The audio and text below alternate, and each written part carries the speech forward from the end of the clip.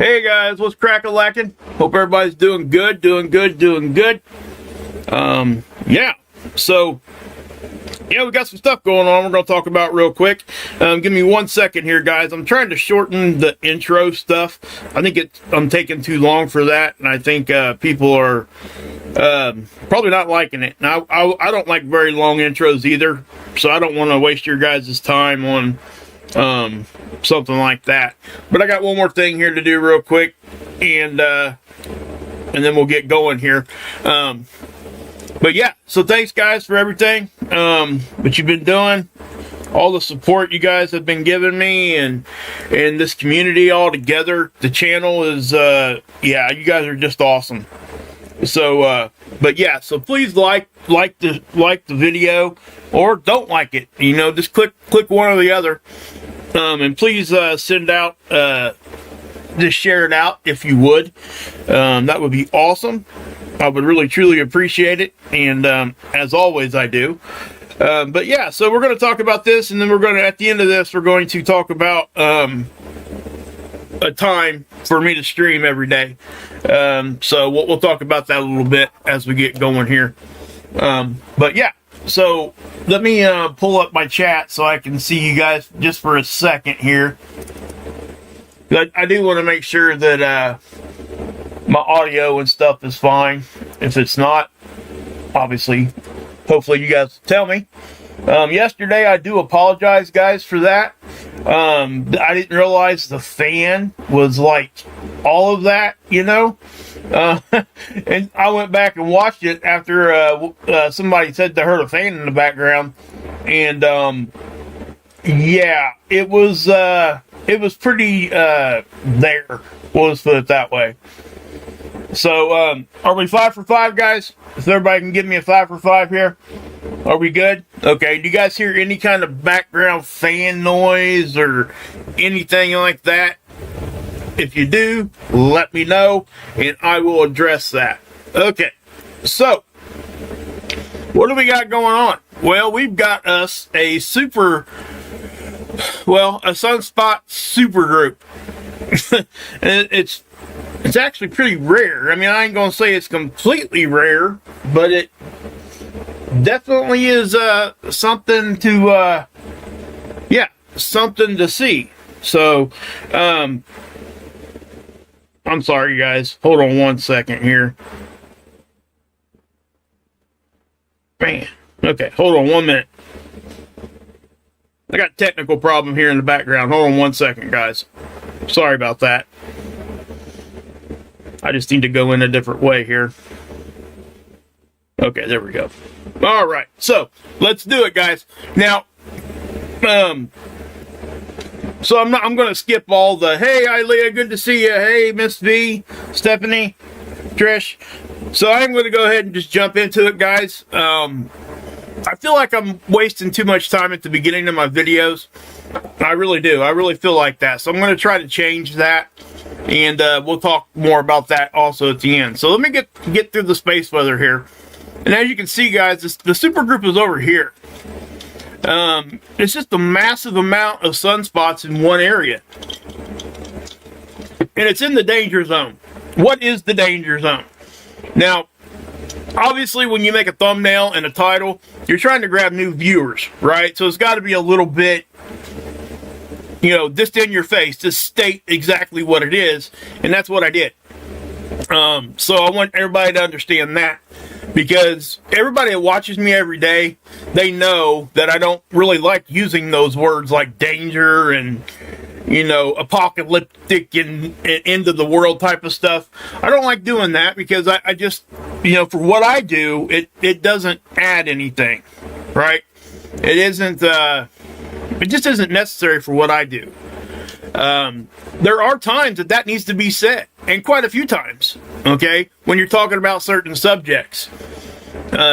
So, if that ever comes a time, I will definitely be pointing it out to you guys, okay? So, just understand that. So, I don't use that word lightly, but it is in the danger zone, so let me explain what that is.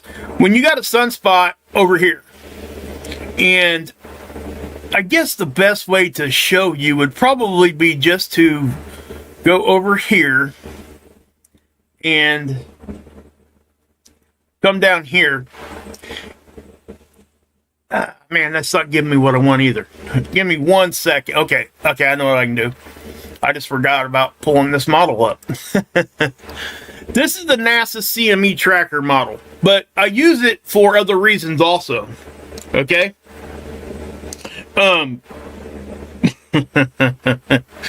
Gorilla Machinist. Yeah, if that comment gets erased, it's because it just breaks that kind of a rule we have here in the chat. Sorry about that, Gorilla. That was funny, but I'll just leave that alone. Let's see here. Don't Miss V. Let's see here. Gorilla Machinist. Yeah. Did you hide him? Yeah. Hold on 1 second, guys. Was that his first message? I mean, I trust my mods. I think that was... Okay, there you go. It's probably a mistake by Miss V. She probably just hit the wrong button there. So don't take offense there, Gorilla Machinist. I'm sure she just meant to, like, try to look at what the comment said, okay? Guys, when you're modding, and especially if you're using your phone, sometimes we hit the wrong button. So, just so you know. You hear a low fan in the background? Thank you. Yeah, it's yeah, we're not, yeah, definitely the comment needed to go away, but I think you accidentally hit him, you banned him. So, but yeah, so, Shell Spells, if you still hear it, let me know. I just turned it off. I actually had it on the ground across the room, hoping it wouldn't, be doing that, but obviously it probably was. So, yes, you know, guys, we have, chat room rules, guys, okay? No vulgarity, and I understand it was funny, and we're all adults, but also, we just want to kind of hold that line there, okay? Just so everybody knows. I mean, I'm not trying to be like a prude or nothing either. I mean, we can have fun, but yeah, certain things are just going to get deleted. I don't think she meant to hide you. I think she just meant to delete the comment. So, and we typically give more than one chance. So, all right. So, Sunspot Danger Zone. Right here. When anything's over here on this side, and it's flaring, right? So let me scroll down. You can see the sun here, multiple different angstroms of light that we cannot see with our eyes. Okay, this is the 211 here. This is the 131 here. This is the 94. Now the 94 is kind of more like centric, and it's right there. The lights are from the flaring is just boom, right there in your face. So, yeah. See, most of the time, guys, I promise you, most of the time, it's a mistake when somebody gets hidden. Now, I will also say this. There are times that it needs to happen, and I definitely will back my mods all the way, okay? And then if something needs to be taken care of on the back end, we'll do that after the show's over, and we'll talk about it and see what happened. But, yeah. So we all got to respect each other, just be adults. And then again, that was just funny. It was funny, but it was, yeah. I probably would have deleted that one too. just to hold true to my my chat rules. So, okay, enough of that. Gosh, man, tell me to quit squirreling, guys. I just need to, like, yeah. I need to center, man. Okay, I'm good. So we got the Sunspot group over here, Super Sunspot group. Now, on that side of the sun, that is what we call the danger zone. And the reason being, our connection to the sun, our magnetic connection to the sun is on that side. Okay, it's because of the Parker spiral. Okay, you see this? Everything's spiraling. This is the top-down view of our inner solar system. That's the sun, that's Earth. There's your interplanetary connection line. That's our connection to the sun. So when things blow off over here, and I've explained this quite a few times lately, just because it's come up. That's the only reason why. So when things blow off this direction, and it crosses our interplanetary magnetic field line, our connection to the sun, it'll grab hold of the protons.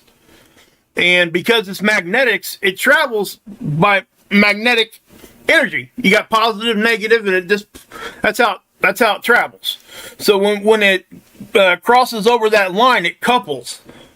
And when it grabs, it comes right to our planet. So it's protons. It's the flood of protons. And that's a big radiation storm. Okay? I don't want to say big.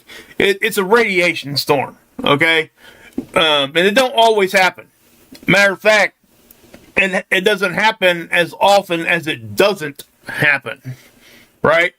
It don't happen very often. We don't see a whole lot of radiation storms, but we do see them, especially during solar maximum. So again, when you got a CME blowing off over here, it crosses our magnetic field line. The protons that are in that CME will grab hold, or our field line will grab hold of them, and we've had stuff blow straight off the back, and it still crossed over our magnetic connection to the sun. Because it's fluid. It ain't a specific spot. It moves. So if something blows off back here and our line happens to be kind of almost directly on the side, it'll still catch it. So we've had stuff blow straight off the back and got a radiation storm at Earth 180 degrees away from where it blew off at.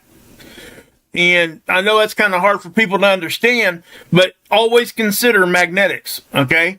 So, again, it's protons. It's a flux of protons. So that's what I mean by danger zone. They call it that, guys. That's the name of it. It's not something I'm using just because, right? That's exactly what they call it. And for good reason. I mean, I'm not saying it's not a good reason. I'm just saying that that's why. So, as we got this, R1 radio blackouts. By the way, if Marf goes live, I'm not sure if he's live yet or not. He's probably getting ready to. Nope, not yet. If Marf goes live, please go watch him and come back and watch me. I'm not going to be streaming at this time very, very much anymore. So I'll just let you guys know that. But please go over and watch him and come back if he goes live. We've had 1, 2, 3, 4, 5, 6, 7, 8 M-class flares in 2 days. That's excessive, okay? Now, yesterday, if we would have counted 2 days back, it was like 12. So we've got a very active sun right now as far as sunspots. Now, when I say supergroup, it's a group. It's a group of sunspots, okay? And it is right over here. Now, if you looked at my thumbnail, believe it or not, that's just an artist rendition. It's just an image I got. That's not actually what the sun looks like right now, but it looks very similar because it's in the same spot, right? So, again, we pay more attention when things blow off over here when it's not directly facing. If it's facing directly Earth, then yes, we're definitely going to pay attention to it. But outside of that, we pay more attention to things that blow off on this side. And that's why. Okay? Now, we also got coronal holes. So let me go up here to the 211. This is SDO. It's always looking at the sun. It's from our perspective. It hangs out a lot closer to us than what SOHO does. SOHO is this one. Okay? Here's Earth. There's SOHO. It's still the same perspective, basically. Okay? It's not the exact same spot, but it is almost like if you just walked outside and looked up. Okay? So just understand that. But these coronal holes are going to affect things. Okay? They're going to affect things in some big ways. And what I mean by that is you're going to start seeing these holes just flood out particles. They already are. They're highly charged particles. So the black here, what you see is the surface of the sun. Okay? And the opening that you're seeing here is the corona. It's the atmosphere. It's peeling back. It peeled back. Okay? They're called coronal holes. I've talked about them so many times here. And so what you're looking at here, guys, is just the atmosphere opening up and the plasma just flowing straight out of the sun. When that happens, we get increased solar wind. We get increased space weather in general. Okay? How do we go and look at that? Well, we go to the Discover graph, and this is what we see. right? These are our data points. I'm not going to spend a whole lot of time on a graph because it's very boring to look at. Okay, I'm just being honest. So you got density. This is how dense the particles are, right? And this usually will say 0, 1, and 10. Now, if you come over here and you're looking and it says 0, 1, 10, and 100, and sometimes the top number will even be 1,000. Okay, so if we're seeing density over 100, it's going to put that 1,000 at the top. Okay, so all you got to do is scroll over this, and if you look at the boxes there, it'll tell you what the density is. 4 is kind of what we consider normal, but not even that really. It's just there's so many things happen with geomagnetic storms. So many variables play a factor on what happens. Density is just one of those. Now, we can get massive density hits and nothing ever happened. We'll just deflect it. We'll get really low density hits, but high speed, and we'll get a geomagnetic storm.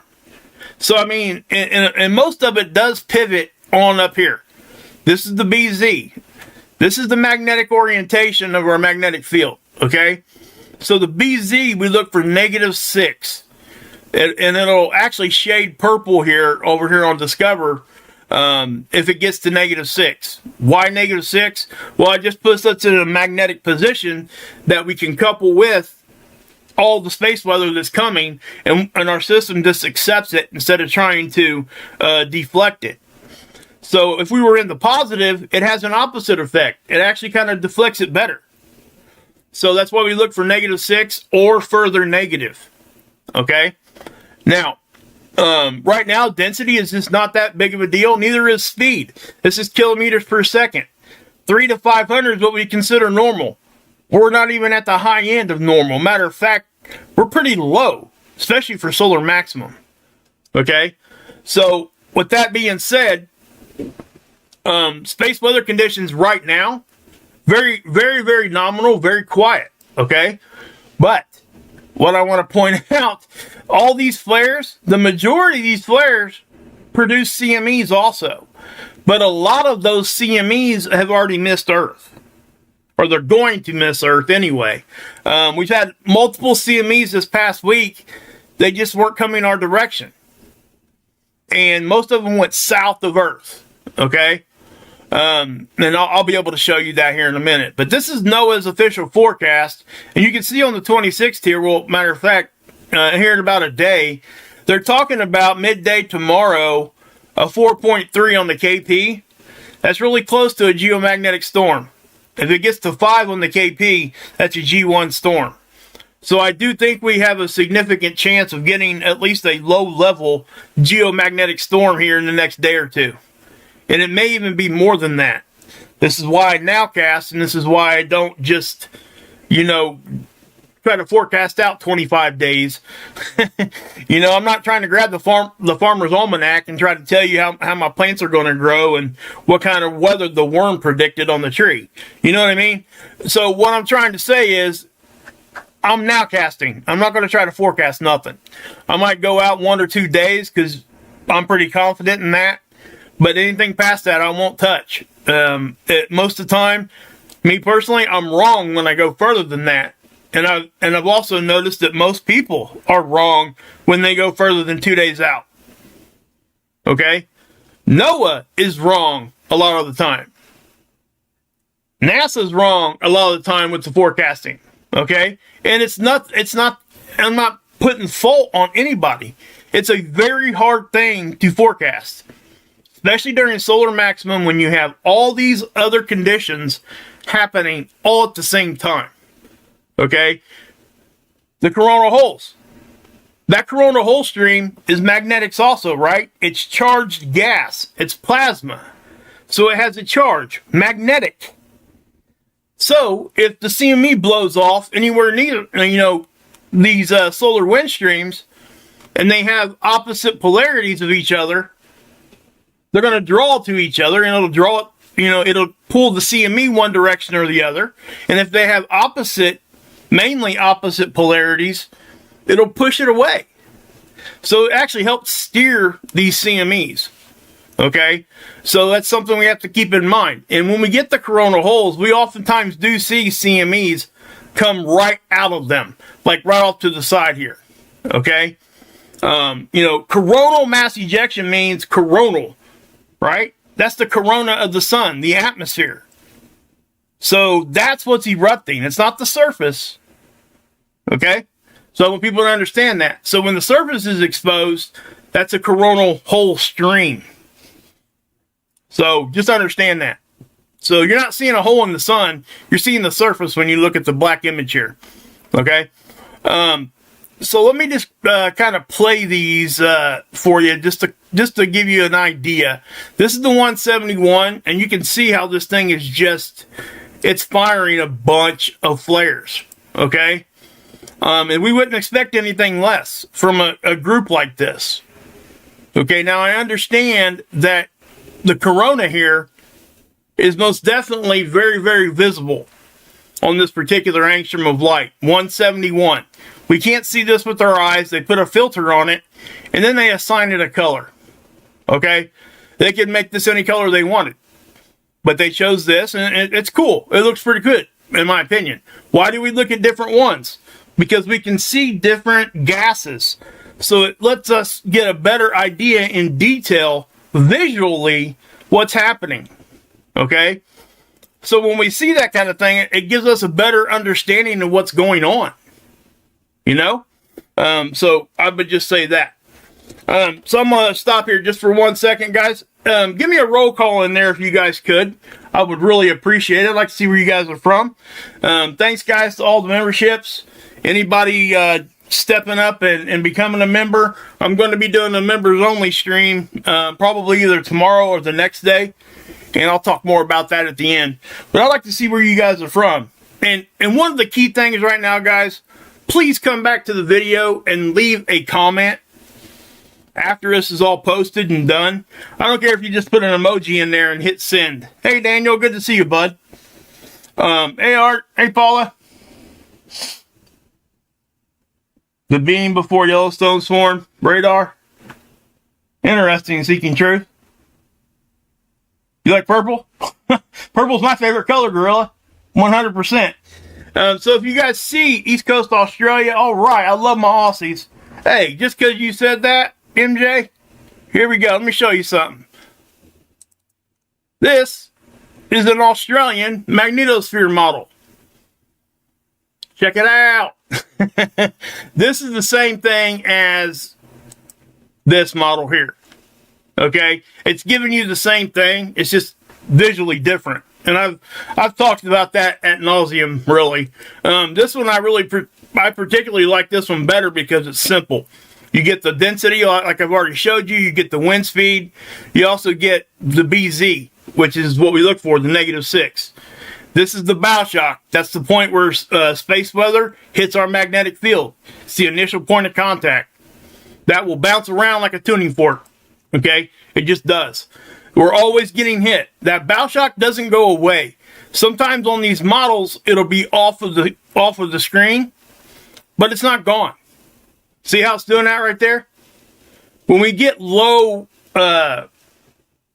conditions, our magnetic field will push out. It will expand some. Okay, but did you see that? That's a compression event, and then we get rapid expansion after.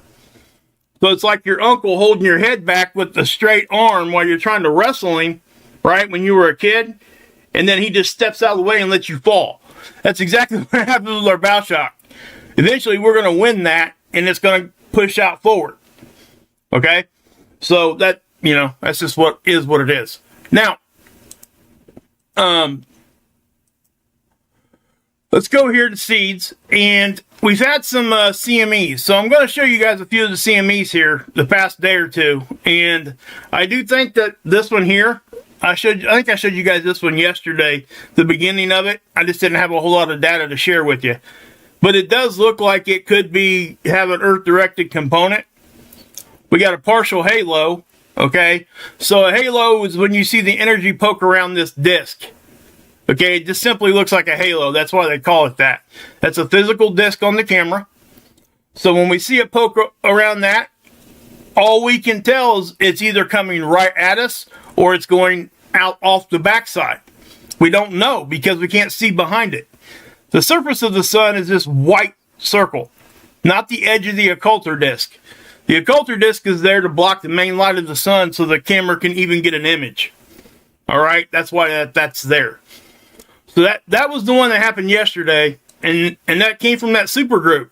Okay, and now I'm going to show you some more that came from the supergroup.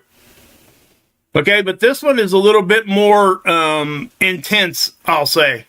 It does look like the spread of it was a little bigger. You can kind of tell it might even have some component way over here. So with that being said, unless it goes way far south of us, we'll probably catch a glancing blow of this in about 3 or 4 days. So, yeah.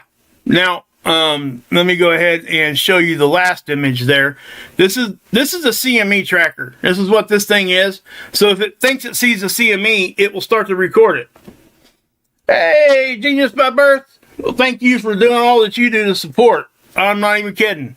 Thank you so much for the super thanks. Guys, she leaves me a super thanks quite often.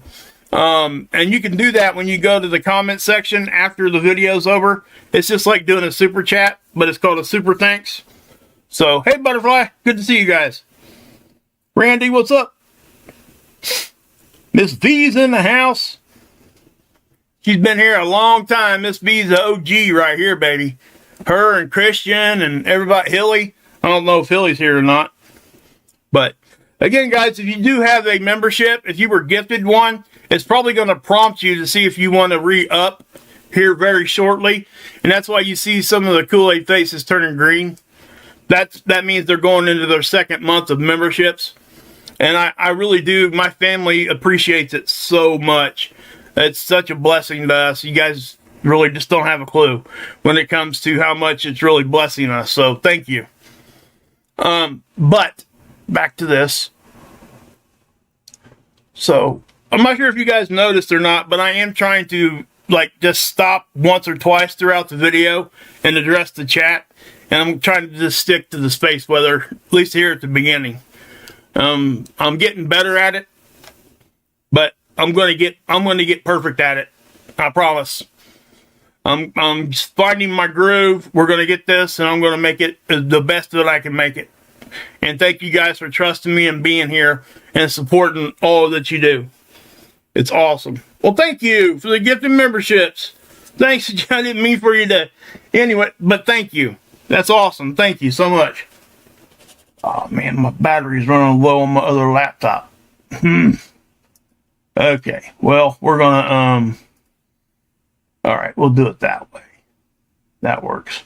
Okay, so... This is, again, our magnetosphere. There's your bow shock. Now, I'm going to skip through all this part. This is density. See how low the density is? White is very low density, okay? But, yeah. So, with that being said, hey, Joanna, good to see you. Ain't seen you in a minute. Peter, Shell Spell's in the house, too. Stephanie, Kim Possible. Man B, heck yeah. Cemetery 76, good to see you.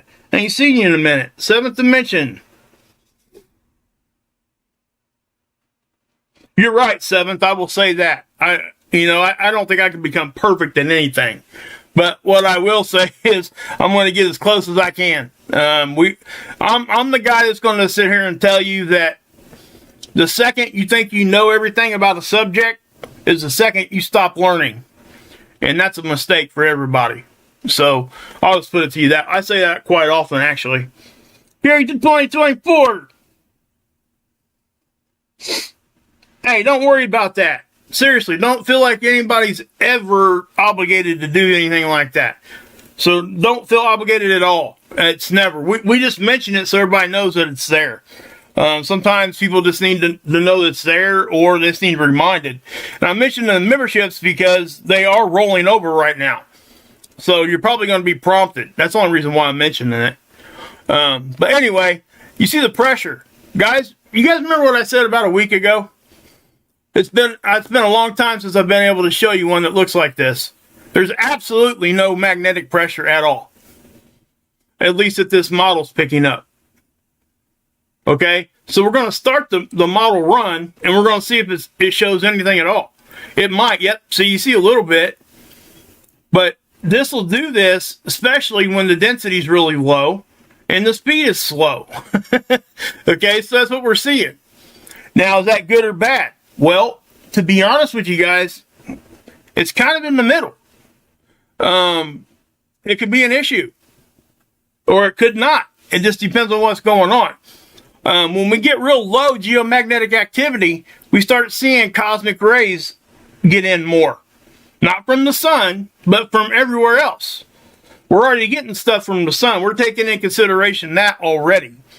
So when you come over here and you see the KP index, which is just the index they use to determine how strong the geomagnetic activity is, if you get to a 5, it's going to get you a G1 storm, the lowest level of storms. Okay? But when we see below a 2 and a 1, and they're, especially during solar minimum, oftentimes we'll come over here and it won't even look like anything's going on at all here, because you won't see any bars at all. It'll be almost zero for like 3 or 4 days in a row. When that happens, we don't have enough geomagnetic activity hanging around in our atmosphere, and and with our whole magnetic system, our magnetosphere. So when we don't have enough of that, what happens? We can't deflect the cosmic rays. That's why I say the sun protects us from the sun. The sun also protects us from everything else in the cosmos.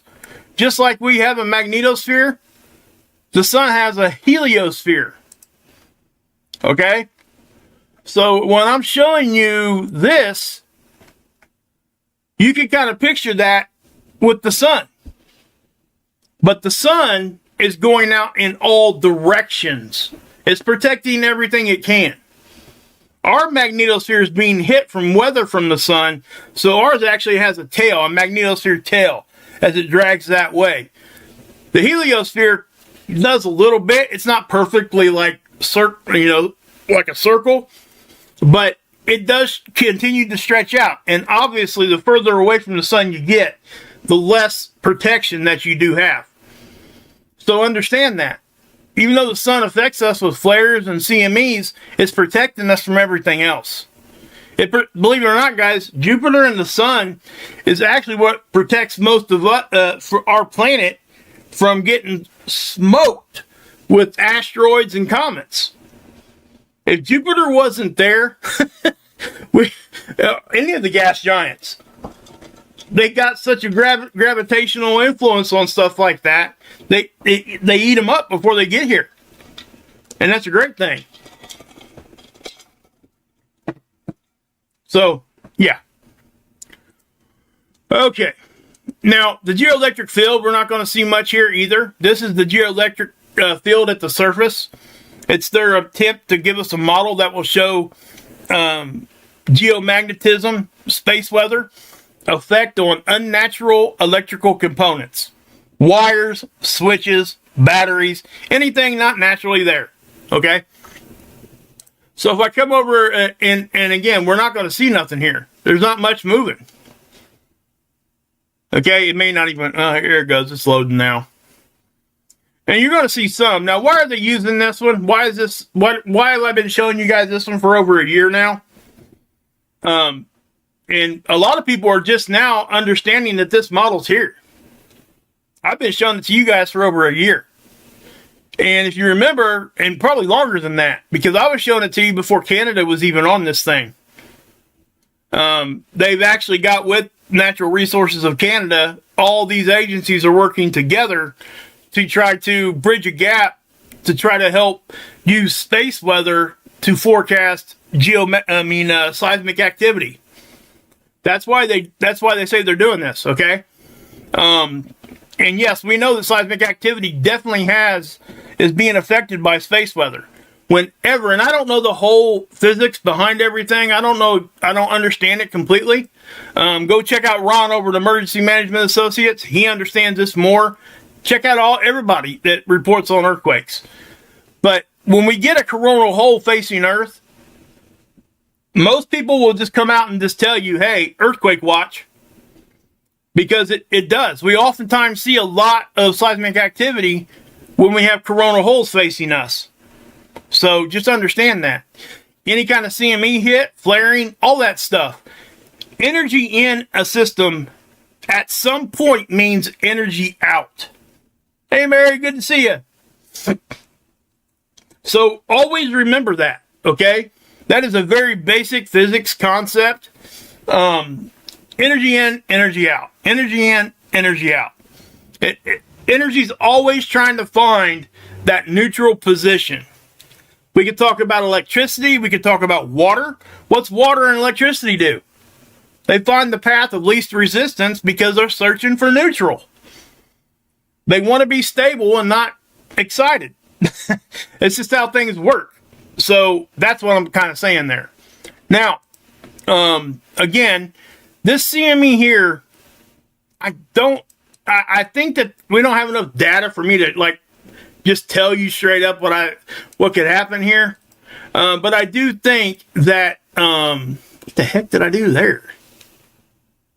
What the heck? I don't even know what it did. Okay, so we'll watch the whole day run right here. Okay. This is on the 24th. So you're going to see the whole 24-hour movie here. And I'm calling it a movie very loosely. This is more like a flip book. We're getting one image, I think, every 12 minutes. Yeah, every 12 minutes we get an image. And then they stitch it together and it looks like a movie, I get it. But it's multiple hours. So now that they're able to look at like data that's a lot closer together, okay? So they do get a better real-time view of things than what we're able to see. But this is enough for us. It really is. We're only allowed to look at these because our tax dollars paid for it. That's why. So just so you know, that's why. So let's go down here and we're going to take a look at this sunspot grouping here. This is the magnetogram, and we're going to take a look at the color part of it because this does show us polarity. Red and blue, negative, positive, that kind of thing. So anytime you see these cores pop up, that's a sunspot. Okay? So what do we look for when we're looking at activity? We don't want to see these cores mixing. Because what happens is, when they're mixing, they will have a reconnection event. So the polarities will match up at some time, and it'll have a reconnection event back to the sun, and then it flares. When you see a flare, that's usually what's happening. It's a reconnection event. So when we start seeing these sunspots just kind of swirl together, and these reds and blues start getting like really close to one another, that's when we're going to be like, hey, pay attention to this sunspot. Now, I can't give you a very good view of this right now because it's in that danger zone I was talking about. It's got these cores just like these other ones do. We just can't see it right now because it's rotating off. But you see how big this is? And you can get a good idea. I mean, you got red here, blue here. But like I said, what we look for is just this mixing of things. And that's when we want to pay attention, and that's where we do pay attention. Okay?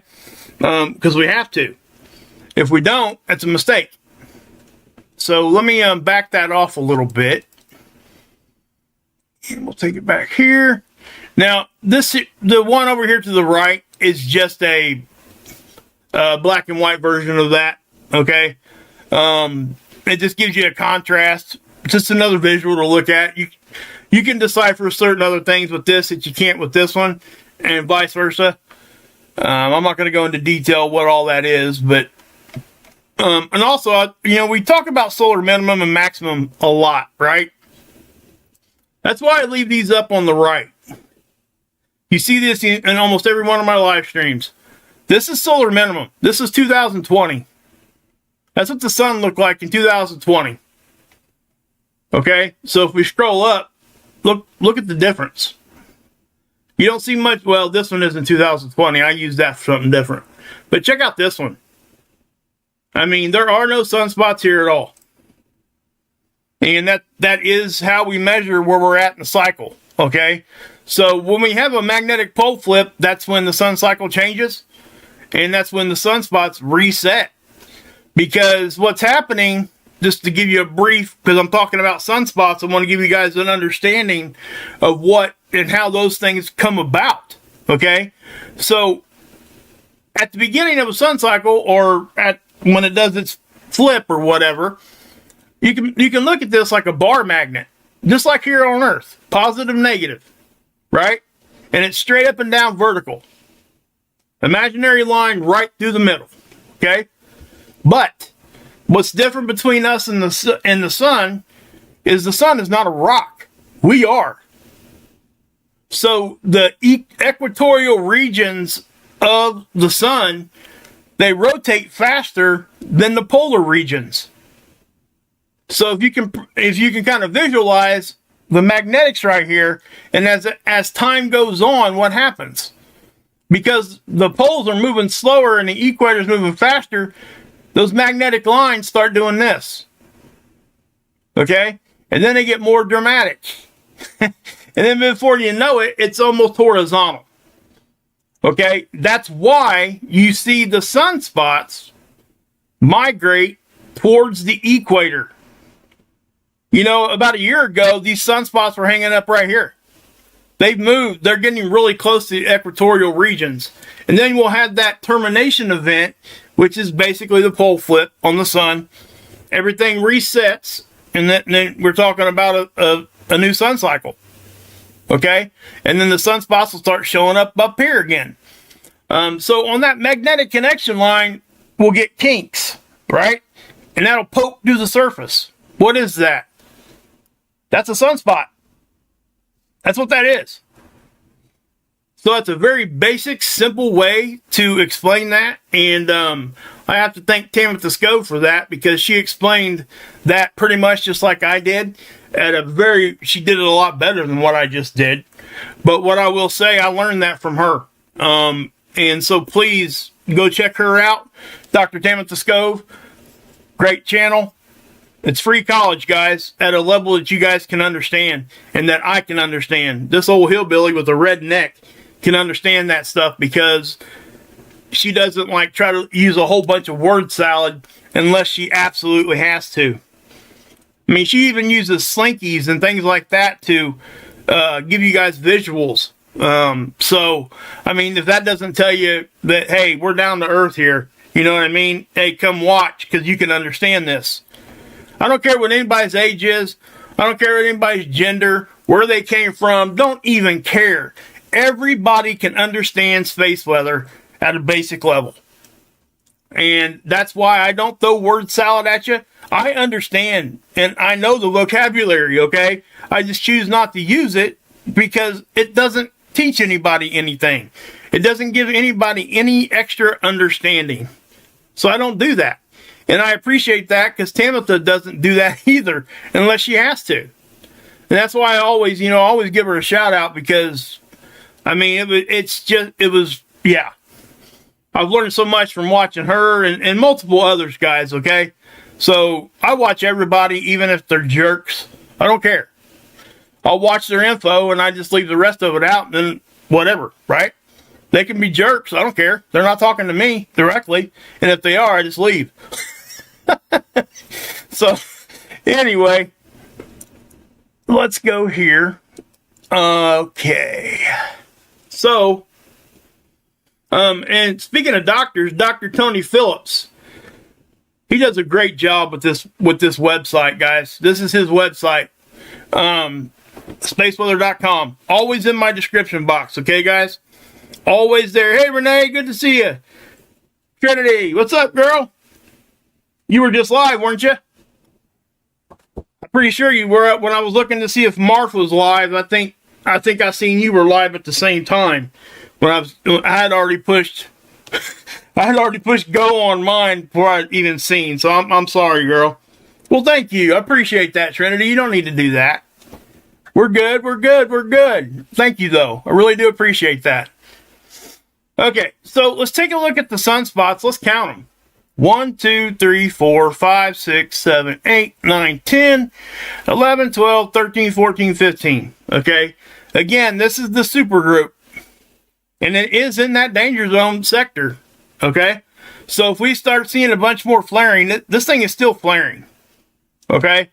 But why do we need to keep an eye on it? Because if it flares big enough, it's going to produce a big CME, and it's already evident by what's going on here. That's coming from that area, guys.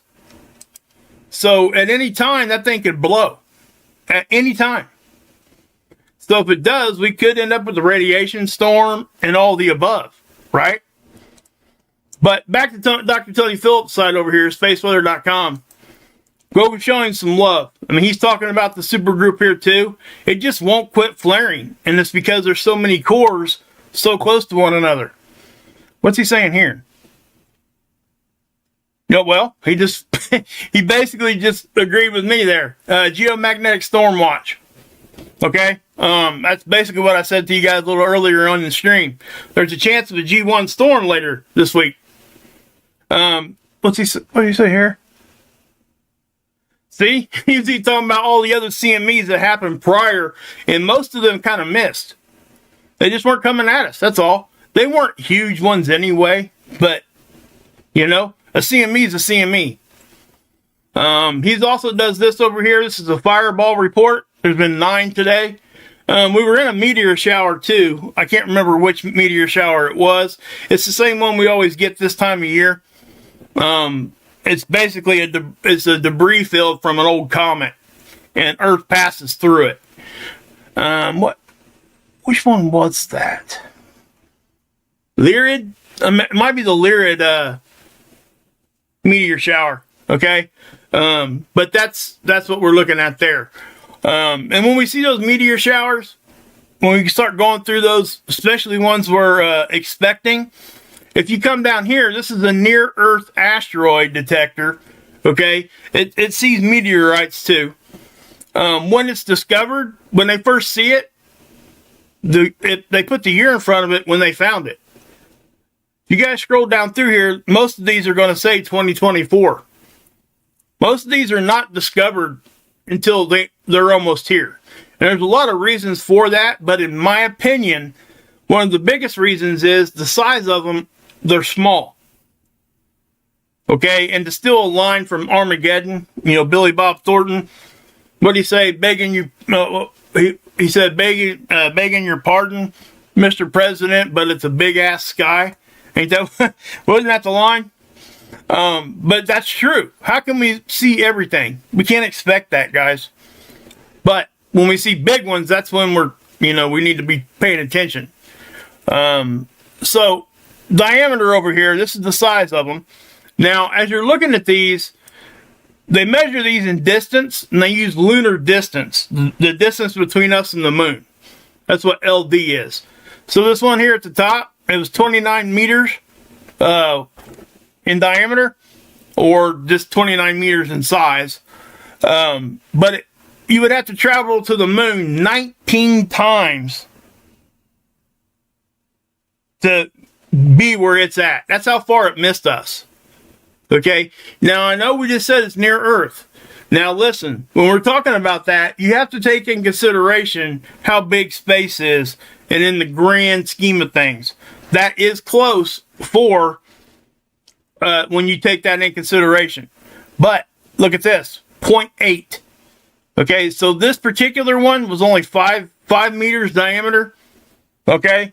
But it got within 0.8 lunar distance, which means it was closer to us than what the moon is. Okay? Now, I know that kind of scares people, and I'm not trying to scare anybody because you shouldn't be. This has always happened. It's happening now. It's no different. Most of these, especially the smaller ones, if they do actually hit come into our atmosphere, they get burned up before they hit the ground.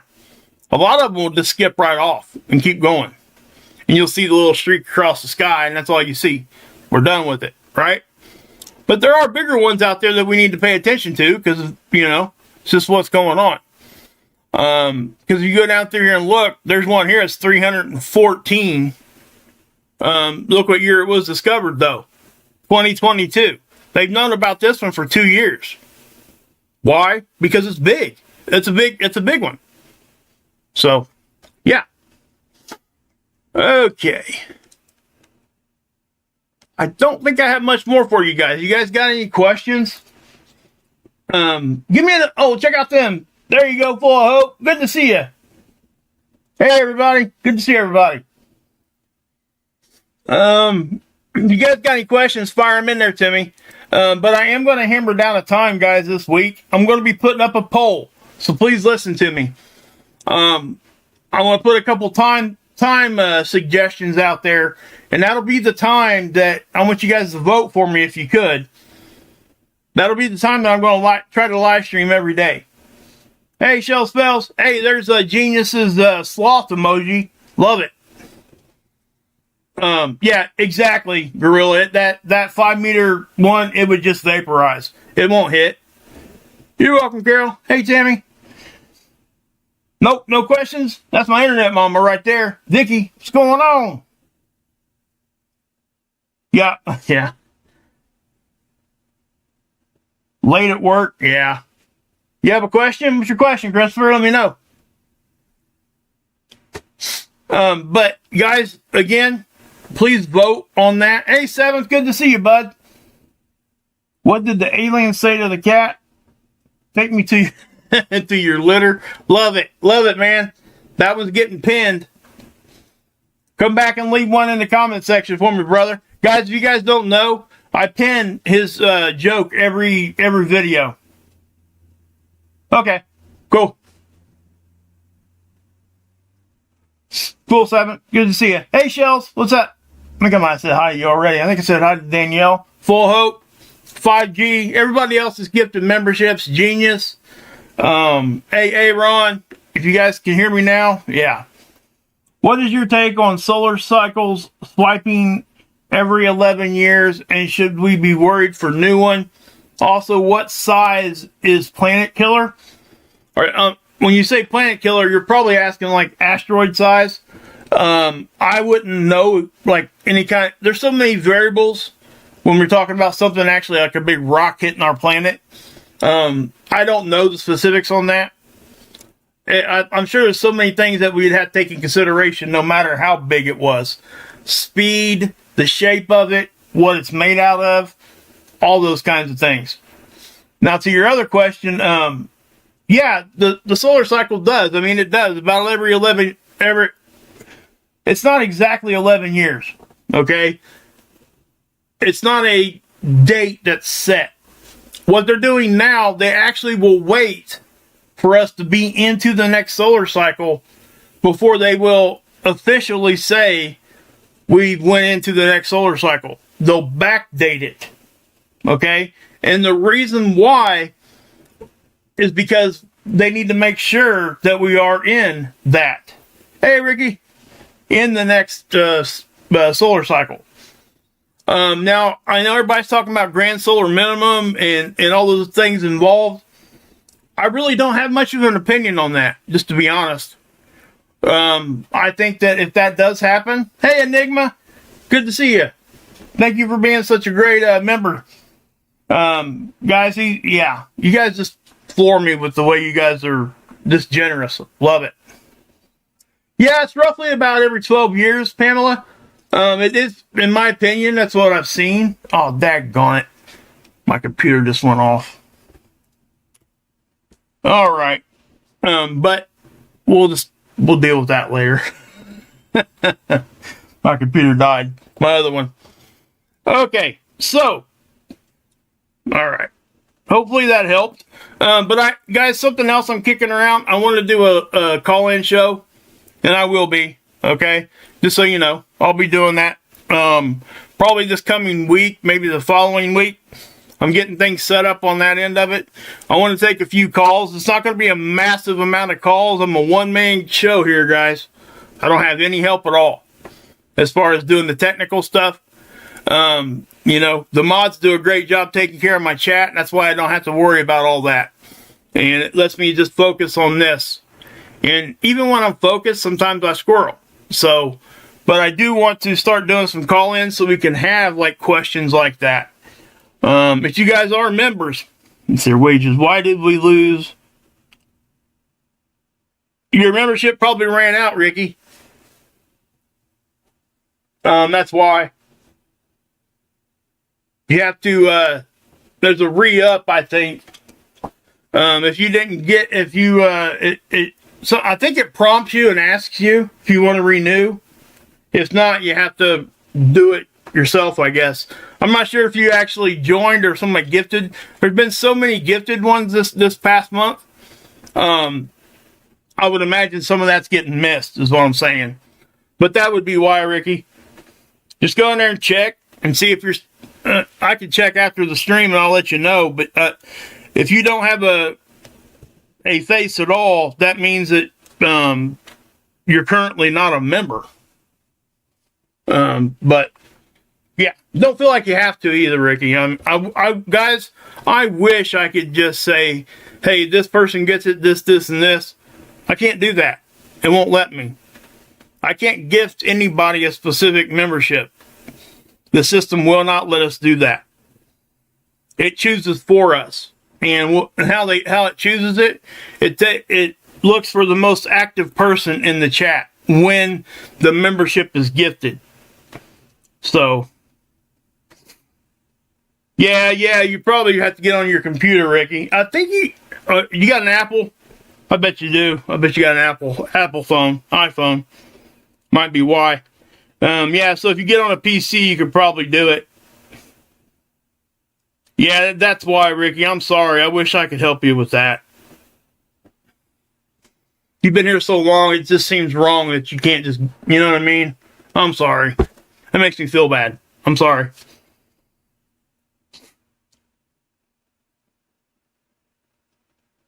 Yeah. 7th, a lot of people use it for that, for sure. Okay. I would love to have you in the membership. I mean, you've been here for so long.